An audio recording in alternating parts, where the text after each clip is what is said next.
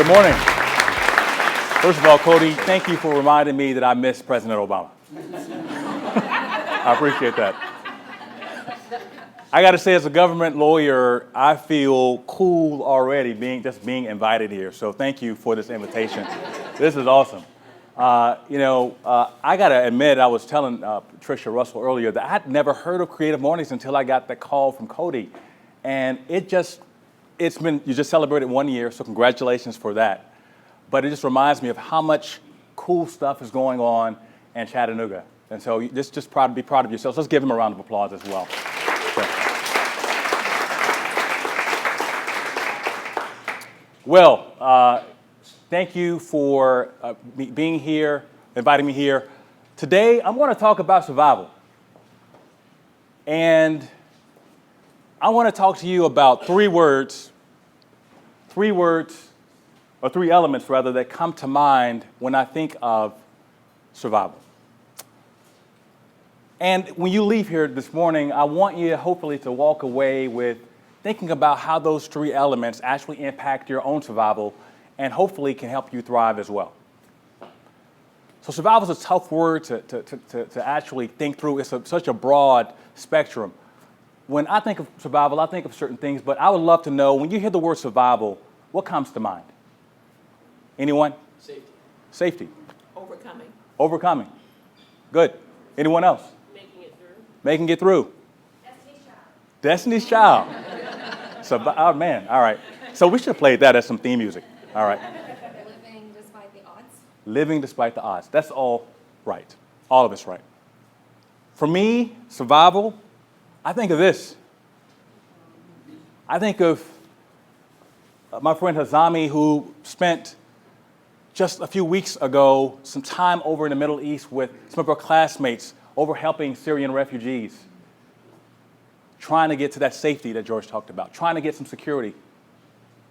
I think about my family members who are battling cancer. I think about my friends who have lost parents.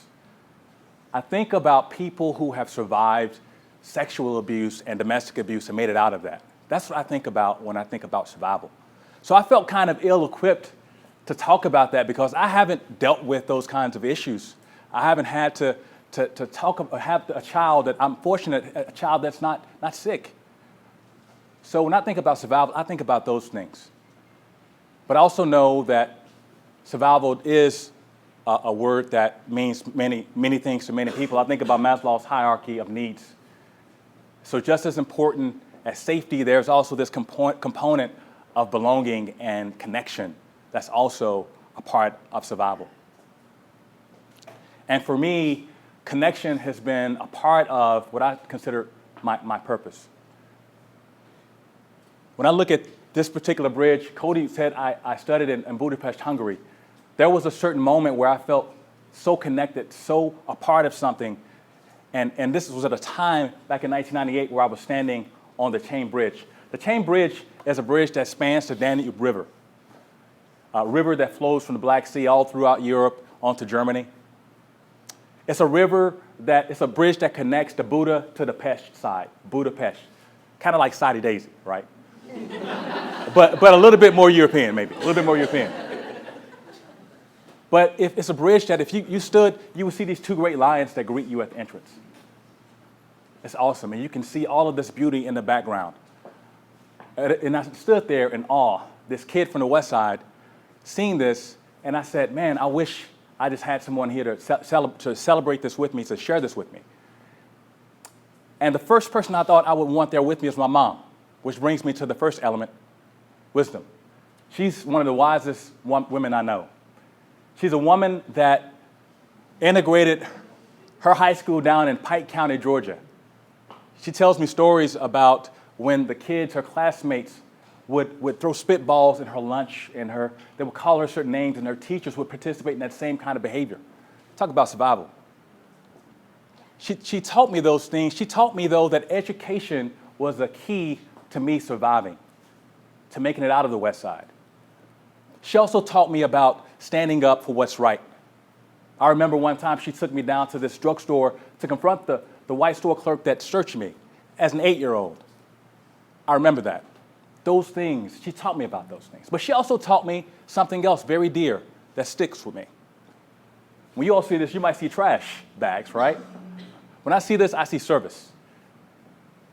She would send me to the elderly people, to the senior citizens in my neighborhood. They would need help taking the trash out, or sometimes these bags were used to carry laundry, or sometimes they were used to actually collect cans for people that needed food, money for food. Now, sometimes I will say I will collect a little money. I get 50 cents, but actually I will get real money, 50 cents. But those bags, that sense of service, stuck with me, and those bags still show up every once in a while, even as I'm connecting and working with groups like the Urban League and professionals. You see,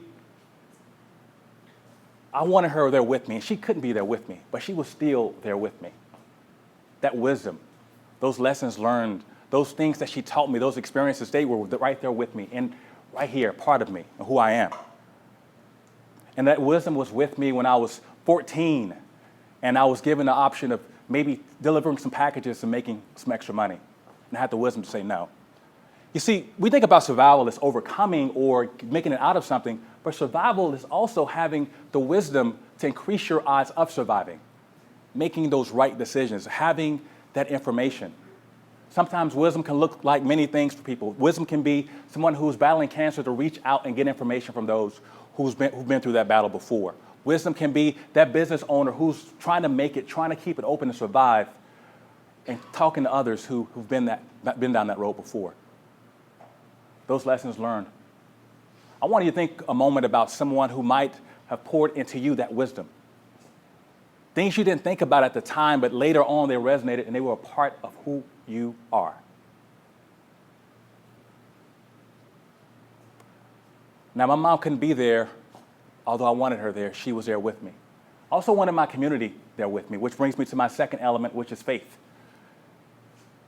The author Wes Moore said that we're not a product of our environment, we're a product of our expectations. And my community had a lot of expectations for me. I grew up in the West Side. Now, what they did not have is a lot of fashion sense for me. I see this and I'm like, man, the cutoff vest, it was just accidentally too short. I don't know what's going on. Midriff, I don't know. It was challenging. It's hard to look at. But I had hair. And that's important too.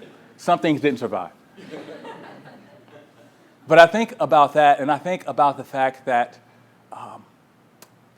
that's a community that believed in me. And, you know, for them, they had this expectation or belief that I was smart, and I had the audacity to believe them. The tragedy, though, is at times we have lower expectations of people, and they believe that too. Right? But the great thing is, I know that we have communities that turn to each other for support. We've seen that in our very own. We've had tragedies that came to our community back in 2015 as well as just last fall. And that community looked to each other for faith. And sometimes that's what we need to survive as well. When we don't know the answers, but we can turn to each other for support. Now, I got to be honest with you. There are going to be times when your community isn't there. And there are going to be moments when even you don't even have the faith and confidence in yourself to make it. And I think about this, and I try not to get emotional when I see this, because this is my high school. Do you guys remember, now, some of you might not remember this, but back in the day, when you sent out your graduation invitations, you had these announcement cards. Remember those? This was mine. Now, I want to be completely transparent with you.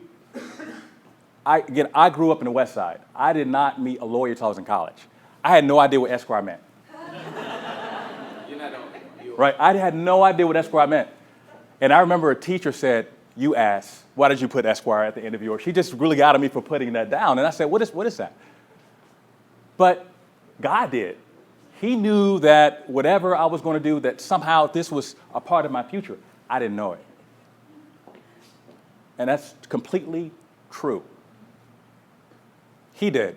And that's the other thing. When sometimes we don't have our community, sometimes we don't even have ourselves to believe in, we also know we can turn to our faith, whether you call him God or Allah or Jehovah, whatever. But know that they too have your back.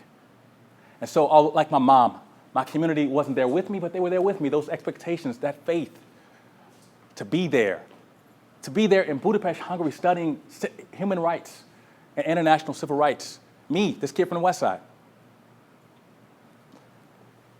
Now, I wanted someone else there with me too. I think about the fact that I wanted those bridge builders who constructed that bridge with me, because I know the history of that bridge. It was destroyed by Nazis in World War II and rebuilt by the community in 1948. They rebuilt this bridge, again, connecting the separate sides. They rebuilt it so that, again, they could live as this strong community. And they did so with this purpose. They didn't know, though, that their legacy was something that I would be standing on 50 years later. And it made me think about the bridge builders in my life. It made me think about the Martin and Malcolm and Medgar and Fannie Lou and even the local heroes like Booker Scruggs or Paul McNanny or Joanne Favors, so many who have done so much for us. Some people that they will never meet, but a legacy nonetheless for us all to enjoy and be a part of. See, those bridge builders weren't with me, but they were really there. I was standing on their work, and that brings me to the fact of purpose. You see, for me, my purpose was about connecting and making connections for those who had voices, but those voices hadn't been heard, which brings me full circle to my community. A lot of the work you see I do around Chattanooga Stand, where I worked with Josh McManus and Stephen Culp and others, maybe some folks in this room, where we got the opinions of 26,000 Chattanoogans to see what they wanted for the future of their community. We wanted their voices to be heard. When I think about GoVoteCHA.org, and Jonathan helped us out with that as well, that is something where we wanted people to actually go register to vote or go vote for the first time. And we would actually go pick them up and take them to vote, even if they voted for the wrong candidate. Or RestoreMyRights.com, a platform that helps people with criminal backgrounds better understand the process of either restoring their rights to vote or clearing their criminal records. That's the work. Or the new thing I will launch in just a few weeks called Board Connector. We had too many nonprofits say we're making these decisions for communities, but the people around the table don't look like our community. What can we do? So this will help, because there are people out there that want to serve, but they don't know how. So they can raise their hand on this platform, and we'll connect them. So those decisions that those nonprofits can make will look more, those decision makers that make those decisions will look more like Chattanooga. See, those bridge builders, they were there with me. And this purpose of connecting, that's a part of who I am, but that's my purpose. That's an extension of my purpose. I don't know what your purpose is. And purpose for survival can be many things. Purpose sometimes can be just making it out of bed. Purpose sometimes for survival can be just trying to make enough money to make payroll. Purpose could be just making sure that your kids are in a better position than you're in. All right, that could be purpose as well. But whatever your purpose is, I challenge you to find it, to build it, to share it, so that we can stand on the legacy of your work just like I stood on the legacy of the work that those bridge builders did 50 years before. You know, when it comes to bridge building, there's one particular poem that I'm going to share with you in a few moments. But before that, what I'm going to ask you to do is this. I'm going to ask you to close your eyes, and I'm going to ask you to think about the three elements we talked about just a moment ago. The wisdom, the faith, and purpose. And think about if there's someone that poured something into your life. Think about that moment when you had to go through something and only faith got you through. Think about your purpose. Close your eyes. Think about that wisdom. Who's poured something into your life? You didn't even know what they were doing, but they did it for you. Think about that overcoming that challenge because you believed, that community believed in you, or you believed in yourself, or you believed in God to help you through that situation. Think about the purpose that's driving you right now.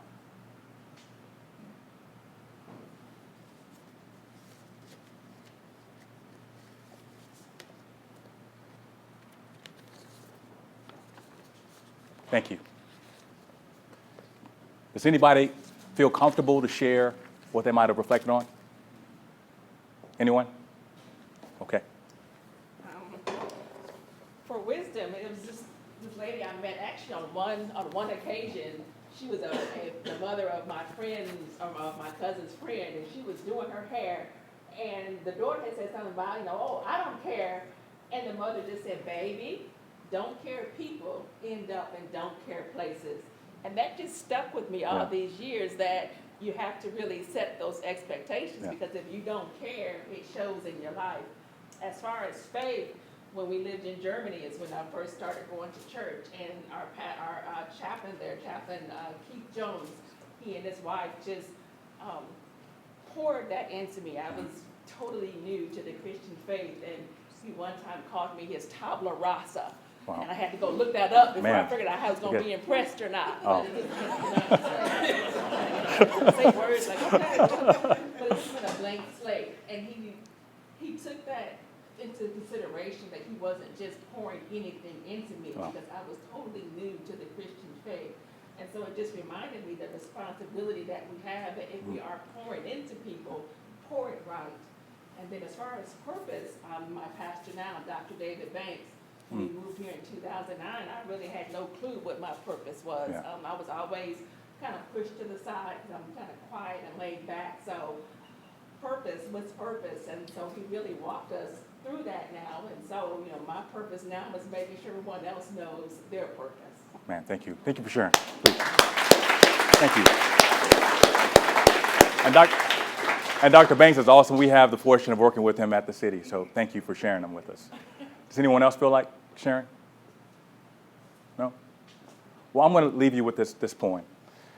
It's a poem that I just love, and it speaks to that sense of connection and legacy and purpose. And it's called The Bridge Builder. It's by William Allen Drumgold. And it says, an old man going a lone highway came at the evening cold and gray to a chasm vast, wide, deep and wide, through which was flowing a sullen tide. The old man crossed in the twilight dim. The sullen stream had no fear for him. But he turned when safe on the other side, and he built a bridge to span the tide. Old man, said a fellow pilgrim near, you're wasting your strength with building here. Your journey will end with the ending day. You never again will pass this way. You've crossed the chasm deep and wide. Why build you this bridge at evening tide? The builder lifted his old gray head. Good friend, in this path I've come, he said, that follows after me today, a fair-haired youth whose feet must pass this way. This chasm that has been a naught to me, to that fair-haired youth may a pitfall be. He too must cross in the twilight dim. Good friend, I am building this bridge for him. When we think about survival, I want you to think about those three things we talked about. What do you think about the wisdom? I want you to think about someone pouring those things into you, and thank you for sharing that. I want you to think about, again, the faith, whether it's, again, your community, the expectations, and we have high expectations of you. Or you think about that the faith that God has your back. Or I also ask you to think about your purpose and that we need for you to share it. Whether it's through the challenges that Causeway has now, to share that through the civic engagement side, or if it's just making sure that you're meeting or you're doing what you think God placed in your heart to do. So with that, I'm going to just say this. These things that I'm sharing with you, I want you to take them and actually go share them with someone else. I know that maybe you didn't share them here with us, but if you could do this when you leave, sometime today, just take someone and share those words with them. Pour that wisdom into them. Share your story of overcoming with them. Talk about your purpose with them. For me, I try to do that with my daughter. She's 17 months old. I try to take her everywhere. Jonathan will tell you I've taken her to go register people to vote, right? I've taken her out there. I took her in when I voted for the first woman to be president. I took her in there with me. And part of it is, she's going to have to make decisions at some point in herself. She's going to have to survive on her own. And although I won't be with her, I want to be with her. I want that wisdom to be with her. So when her friends are saying to her, hey, try this and it's not good, she'll have the wisdom to say, I'm not going to do that. I want to be with her. When there are some challenges in her life, when I'm not going to be there with her, I want to be there with her. when she's dating that person and they're trying to do her wrong, I'm gonna be honest, I'm gonna be with her. She's not going on any dates till she's 40 by herself. But thank you all so much I appreciate it. Thank you. For some Q&A. Does anybody have any questions for Wade? What made you decide to go to school in Budapest? There's something, I always dare to be different in many ways, right? So I had a choice. Well, one, I wanted to study abroad. I wanted to just get that experience. A friend of mine who just left, he did that in college. I didn't get that experience. I never really, I wasn't on an airplane until I was 21. So, I mean, I wanted to do something different. And I had a chance to go to Paris. It was during the World Cup. It would have been fun, but I just said, man, who goes to Budapest, right? So I did, and it was an amazing experience. And to date, that experience just, it allowed me to see the world in a different way. Now the work I do, I still do work with the German Marshall Fund. I'm a fellow.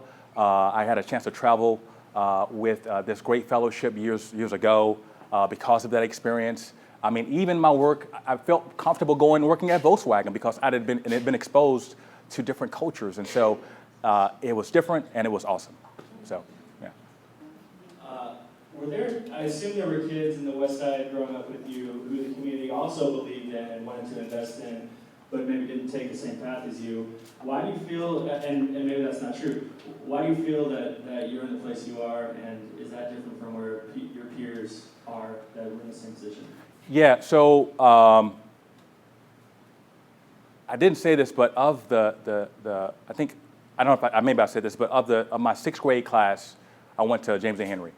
There were 2 black males. It was a majority minority school. I can think of only me and one other person that graduated college. I don't know all of those things. I do know that very early on, some of the things I shared with my mom talking about education, I just viewed a little bit differently from that. I also, I just heard it enough that I actually believed it. I don't know if that really makes, but I just really believed it. And so I never really was challenged with it. I think about, he talked about my bio a little bit. These are the places I've been. What you didn't see is, man, I've been working since I was 11. Like McDonald's, TCBY, Wendy's. I've hustled too. And I had a work ethic that was instilled in me very young. And so I don't know exactly how that happened, but it did. And so I think that might be a little of the difference. But I do know this, that I was fortunate that I had a couple of teachers that actually turned something on for me. They just sort of helped me sort of flip that switch a little bit. And I remember, I mean, this is going to be hard to believe, but when I was young, I liked to fight a little bit. And I remember this teacher telling me, you're a bully. What are you doing, right? And that changed me. I mean, I remember being my first year, I still had a little bit of that in me. I remember being at Arts and Sciences that first year, and I punched a kid. And so and Stephen Pergozzi, I don't know if you guys know who this guy is, but he's this absolute just dynamite. He's like, what in the hell do you think you are? And I had to really ask myself, do I want to go the path of everyone else, or do I want to do something different? And I completely switched at that point. So I don't know if that's helpful, but that's. Man, give it up for our teachers, right? Yeah, seriously. Hi. Hey. So we've talked before, you've been in Chattanooga your whole high school, not your whole Yeah. life, so you obviously worked very hard and had a lot of successes.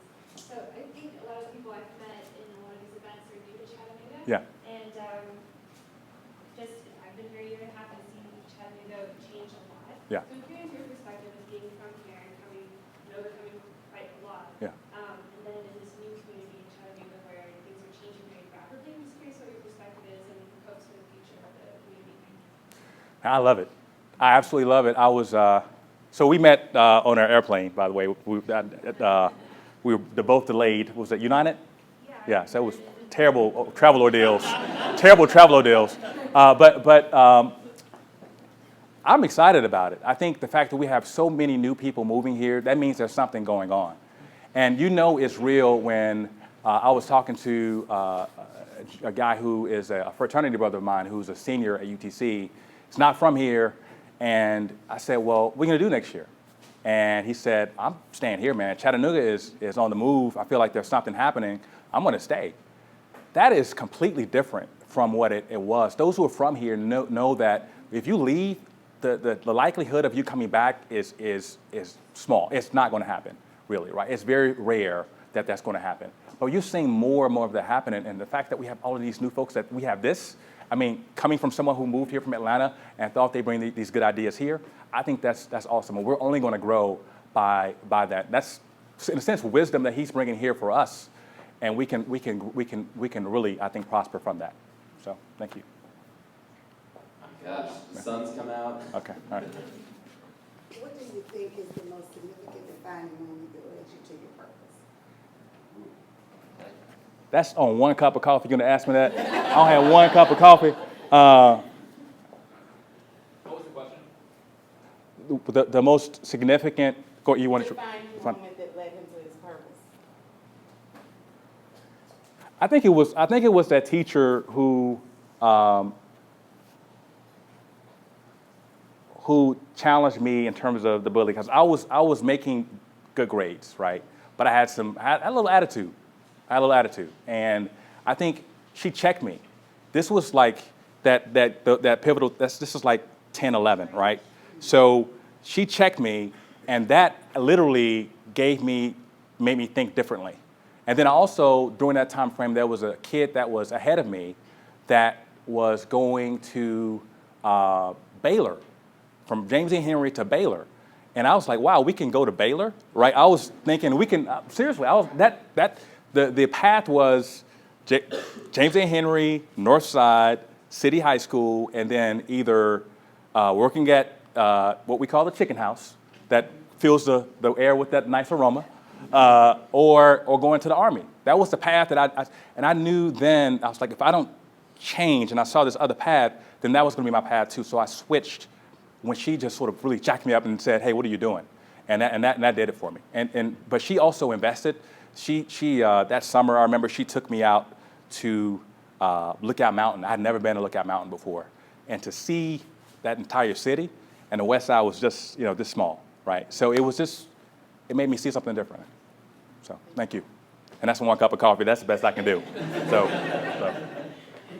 All right, we have time for one more. What would you say, because you studied in Budapest, Yeah. what would you say studying human rights was one of the greatest lessons that you received from your studies? That's a great question. One, I was so impressed by,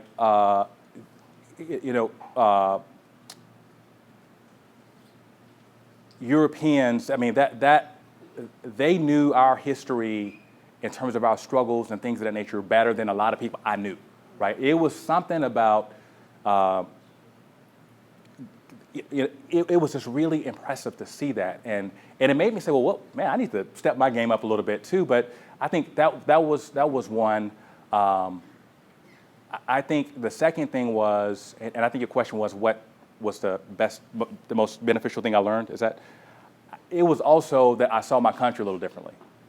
I remember sitting down, and this maybe goes to the question earlier about, just the travels. And I remember sitting down with this guy who was in the Hungarian army, and he talked to me about the role of the United States and how we're viewed in a way that was completely foreign from what I knew, right? So it made me just sort of say, all right, well, this is my family. I love my family, but maybe my family, we might have a couple of issues, some things we need to sort of to work out as well. And that's the first time I really heard that, and I was challenged on that.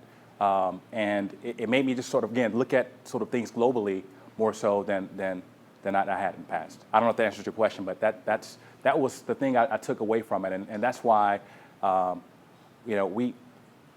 this sense of connection is important. I mean, certainly it's important about what happens here, but it's also important what's happening in other parts of the world. We have to pay attention to those things. And so I think that's what I learned more than anything else, that's our family too.